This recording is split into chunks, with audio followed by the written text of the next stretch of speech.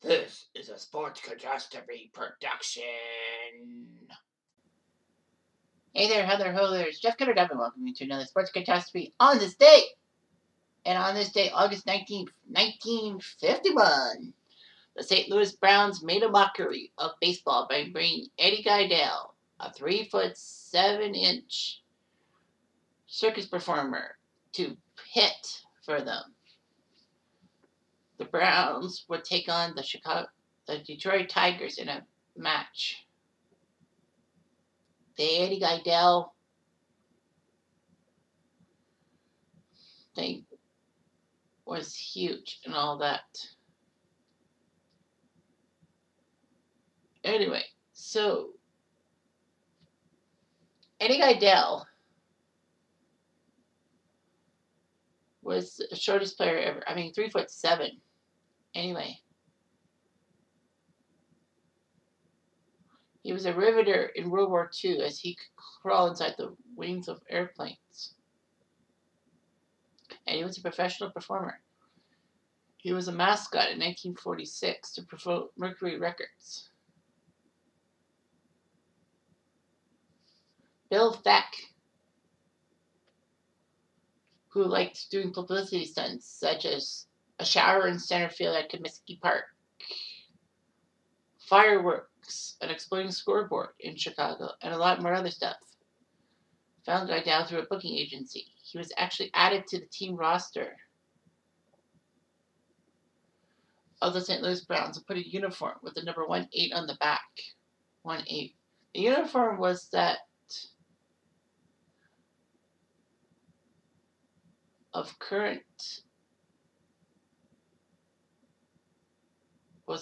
William DeWitt Jr., who was a 9-year-old bat boy for the Browns, because his dad, William Sr., owned the Browns.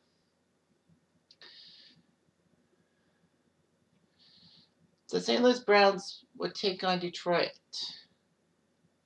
in a doubleheader. This thing at Sportsman Park in St. Louis would honor the American League's 50th anniversary and billed as a Falstaff Brewery promotion. Falstaff and the fans promised a festival of surprises by Thach, including free cake and beer for everybody. Before the second game got underway, the midget and a cake thing, as Gaedel came out of a paper mache cake, was not up to Thach's promotional standard. Falstaff personnel were dissatisfied. But Thach just apologized.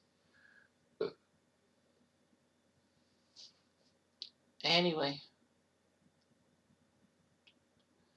he was on the squad for the St. Louis Browns.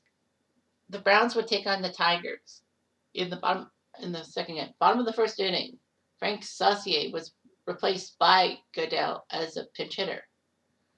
Unfortunately, umpire Ed Hurley didn't like that and told the Browns manager that you can't do that, but Gaedel's contract was on hand and the copy of the Browns' active roster, which allowed Gaedel to play it for them. So anyway, the contract was filed on August 17th, 2 days before this whole thing.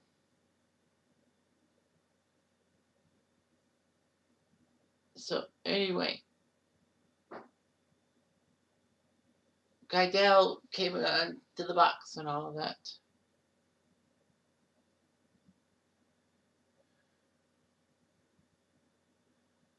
It was just shocking and all that.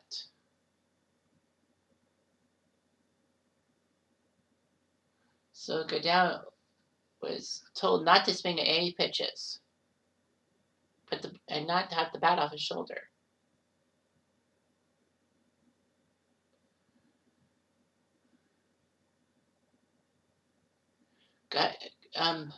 Bill Thach told Gaedel that we took a $1 million insurance policy on your life, and that he'd be standing on the roof of the stadium with a rifle prepared to kill him if he looked like he was going to swing.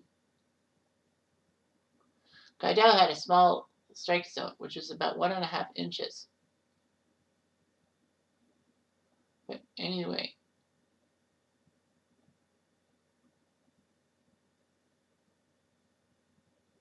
Anyway, Tigers pitcher Bob Kane was not sure what he would have to do to pitch to him, and catcher Bill Swift had to catch on his knees. Unfortunately, Kane walked Gaedel.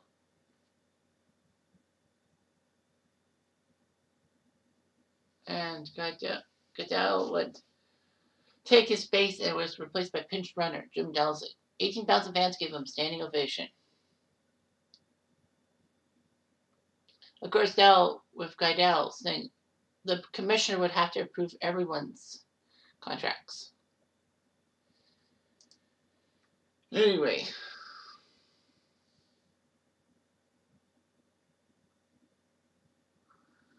unfortunately for the Browns, they lost that game 6-2, so it didn't look good. Gaidel's contract was voided the next day. And Bill Feck even said that he wanted to know if Phil Rizzuto was a short ball player or a tall dwarf at 5'6". Anyway, initially,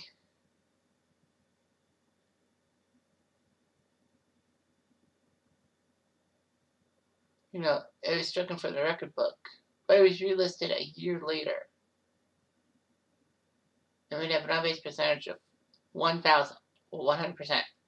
He earned only $100 as pro athlete, which was equivalent to $1,044 by today's standards. But he would appear on several TV shows and get $17,000. Gaedel would only have that one plate appearance. However, Beck, when he got the White Sox in 1959, wanted some theatrics, so he would find some high-profile, non-playing ballpark employment. So a helicopter carrying Gaedel and three little people dressed as spacemen invaded Comiskey Park to give ray guns to Nellie Fox and Louis Aparicio.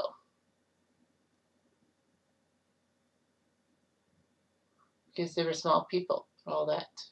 And Feck would hire several little people as vendors to do some complaints from fans recording block sidelines from the vendors. But Gaedel's problems were bad. In 1961, at age 36, he was unemployed. He was followed home and beaten by somebody. His mom discovered him lying dead in his bed. He had bruises above his knees and on the left side of his face, and he had a heart attack. The fact of it is, the only baseball figure to attend the funeral was Bob Kane, who had pitched to Gaedel in that one appearance and all that.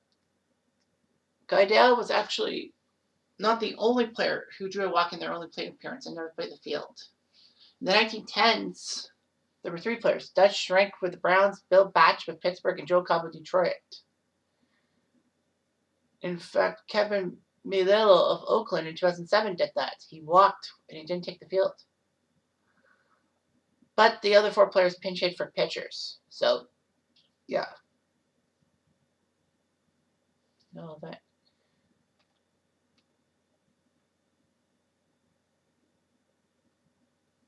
In fact, when Mike Feck had owned the St. Paul's team, Mike Feck being Bill's son, he brought the 69-year-old Bob Kane to the park to reenact the at-bat by pitching to the 10-year-old son of the Saints manager.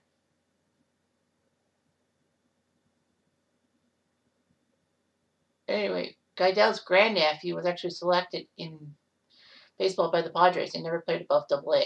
But yeah, Eddie Gaedel just brought some laughter to baseball. I mean, I know that things were bad and the St. Louis Browns were a terrible team before moving to Baltimore 3 years later.